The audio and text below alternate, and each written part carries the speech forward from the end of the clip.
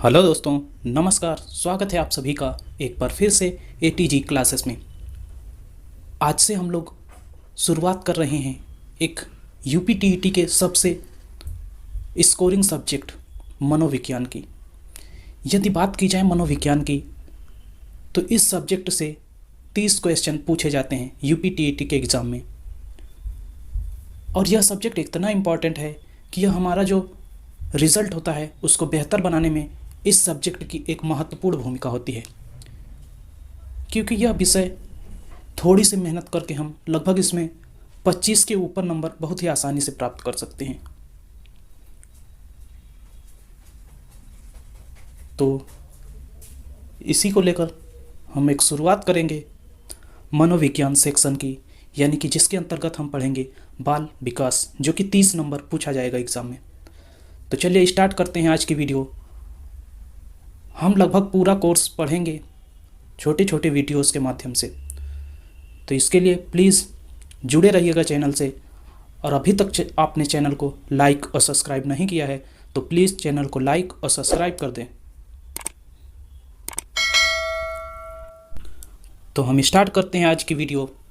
जैसा कि पहला हमारा जो पॉइंट है वह क्या है, हम जानेंगे मनोविज्ञान, यानी कि मनोविज्ञान है क्या। तो जो हमारा पहला पॉइंट है वह है साइकोलॉजी, यानी कि मनोविज्ञान। मनोविज्ञान को अंग्रेज़ी में क्या कहा जाता है, तो साइकोलॉजी कहा जाता है या साइकोलॉजी कहा जाता है। अब बात आती है मनोविज्ञान के अर्थ की। तो मनोविज्ञान के अर्थ को लेकर, चूँकि हम जानते हैं कि साइकोलॉजी शब्द की जो उत्पत्ति है वह लैटिन भाषा के दो शब्दों साइको, जिसका मतलब होता है आत्मा, और लोगस, यानी उसका मतलब होता है अध्ययन करना, इन दो शब्दों से मिलकर हुई है।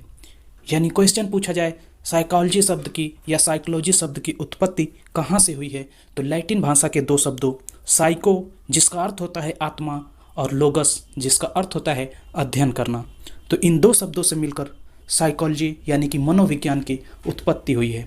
ये मनोविज्ञान का अर्थ है। अब चूँकि मनोविज्ञान का सबसे पहले जो प्रारंभ किया गया, तो सबसे पहले माना जाता था मनोविज्ञान को दर्शन शास्त्र की एक शाखा के रूप में माना जाता था। तो वहाँ क्या होता था, सबसे पहले मनोविज्ञान में को आत्मा का अध्ययन किया जाता है। मनोविज्ञान में अध्ययन किसका किया जाता है, तो सबसे पहले मनोविज्ञान के अंतर्गत आत्मा का अध्ययन किया जाता था, उसके बाद मन का अध्ययन किया जाता था, फिर उसके बाद चेतना, और वर्तमान में मनोविज्ञान के अंतर्गत हम किसका अध्ययन करते हैं, तो वह है व्यवहार का अध्ययन।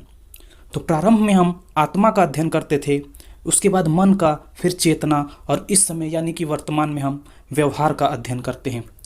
तो यही यहाँ पॉइंट लिखा है कि इस प्रकार मनोविज्ञान का प्रारंभ कहाँ से शुरू होता है, तो वह है आत्मा के अध्ययन से हुआ, जबकि वर्तमान में यह विषय व्यवहार का अध्ययन करता है। तो मनोविज्ञान का प्रारंभ आत्मा के अध्ययन से हुआ और वर्तमान में यह विषय किसका अध्ययन करता है, तो हमारा आंसर होगा कि व्यवहार का अध्ययन करता है। यानी प्रारंभ आत्मा से, और इस समय वर्तमान में जो अध्ययन किया जाता है मनोविज्ञान के अंतर्गत, तो वह व्यवहार को लेकर। नेक्स्ट पॉइंट अगला जो है हमारा, वह है मनोविज्ञान की उत्पत्ति, यानी कि ओरिजिन ऑफ साइकोलॉजी। तो मनोविज्ञान को शताब्दियों पूर्व दर्शन शास्त्र की एक शाखा के रूप में जाना जाता था। कैसे जाना जाता था, तो मनोविज्ञान को शताब्दियों पूर्व दर्शन विज्ञान की एक शाखा के रूप में जाना जाता था। अब जो पहला हमने पढ़ा था कि आत्मा का विज्ञान, तो किसने किसने माना मनोविज्ञान को आत्मा का विज्ञान, उसके बारे में हम जानेंगे। तो अरस्तु, प्लेटो, अरिस्टोटल और डेकार्ट, ये जो यूनानी दार्शनिक थे, इन्होंने मनोविज्ञान को आत्मा का विज्ञान माना। किंतु आत्मा शब्द की प्रकृति की अस्पष्टता के कारण 16वीं शताब्दी में मनोविज्ञान का यह अर्थ अस्वीकार कर दिया गया। यानी कि 16वीं शताब्दी से पहले अरस्तु, प्लेटो, अरिस्टोटल और डेकार्ट, ये जो यूनानी दार्शनिक थे, इन्होंने क्या माना कि मनोविज्ञान जो है वो आत्मा का विज्ञान है। किंतु आत्मा की प्रकृति की अस्पष्टता है, यानी कि आत्मा की स्पष्ट व्याख्या नहीं हो पाई आत्मा शब्द की, जिसके कारण यह सिद्धांत 16वीं शताब्दी में मनोवैज्ञानिकों का जो यह सिद्धांत था वह क्या कर दिया गया, अस्वीकार कर दिया गया। नेक्स्ट है हमारा मस्तिष्क का विज्ञान या मन का विज्ञान। तो 17वीं शताब्दी में दार्शनिकों ने मनोविज्ञान को मन या मस्तिष्क का विज्ञान कहा। मन या मस्तिष्क का विज्ञान कहा कब? 17वीं शताब्दी में। इसमें इटली के प्रसिद्ध दार्शनिक पाम्पोनोजी या पाम्पोलोजी के अलावा लॉक, बर्कले भी प्रमुख थे। कोई भी विद्वान मन की प्रकृति अथवा स्वरूप का निर्धारण नहीं कर सका, अतः यह परिभाषा भी मान्यता नहीं पा सकी। यानी कि 17वीं शताब्दी में पाम्पोनोजी या पाम्पोलोजी और लॉक क्या मानते थे? मनोविज्ञान को मन या मस्तिष्क का विज्ञान मानते थे। परंतु इनमें से किसी भी मनोवैज्ञानिक के द्वारा मन की जो प्रकृति होती है उसके स्वरूप का निर्धारण नहीं किया जा सका। इस वजह से यह परिभाषा भी क्या हो गई? अमान्य हो गई। नेक्स्ट जो है तीसरा जो है चेतना का विज्ञान। 19वीं शताब्दी के मनोवैज्ञानिकों, जिनमें कौन कौन थे? विलियम जेम्स, विलियम वुंट और वाइब्स आदि ने मनोविज्ञान को जो है चेतना का विज्ञान माना है। किसने?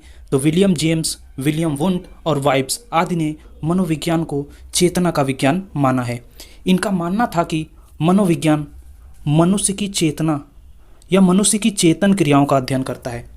विलियम वुंट और विलियम जेम्स का मानना था जो मनोविज्ञान है मनुष्य की चेतन क्रियाओं का अध्ययन करता है।